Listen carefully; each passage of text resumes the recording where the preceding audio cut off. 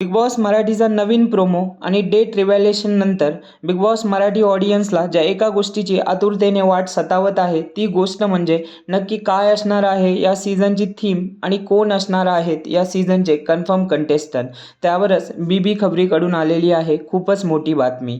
या सीझनची थीम सांगायची झाली तर हा सीझन दैत्य वर्सेस दानव या थीमवर बेस असणार आहे आणि या सीझनचे आतापर्यंत जे कन्फर्म कंटेस्टंटची नावं समोर आली आहेत ते आहेत गिरिजा ओक, विनायक माली, बेबिका दुर्वे, संजू राठोड, यशश्री राव, श्रीमान लेजंट, राहुल वैद्या, रसिका सुनील, विजय पाटकर आणि समीर परांजपे.